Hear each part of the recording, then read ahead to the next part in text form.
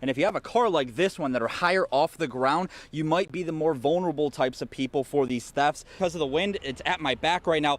Blew across the street and damaged a couple other outhouses and some other occupied buildings. I drive a Civic, so it does not do well in these high waters. I was gonna tell people they could look forward to my dancing, but they cut the music off just in time, so I'll save that for later. But we've got vendors setting up out here. Remember that crime wave we told you guys about last week?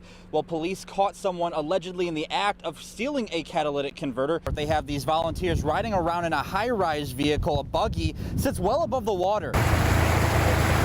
We realized that any vehicle really couldn't just get through some of the intersections, so we started getting people from their houses, relocating people, even pushing around cars with this. Brennan Wynn and Justin Tunches are volunteer firemen in Rockport.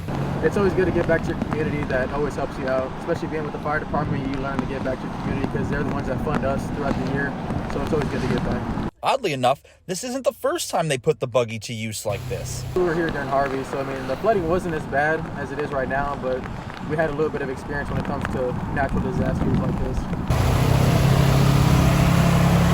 We went to a rescue right here down the street, and it was about waist deep water, and we had to bring out a lady and her dogs because their house was just completely flooded with like a foot of water. So that was probably the hardest part, especially going out in the street because of the whirlpools and everything with the manhole covers being flipped over. That was probably the dangerous part of it. Yeah, when it gets deep up there. We got four or five elderly people. We relocated 2 people, and we moved an EMS truck.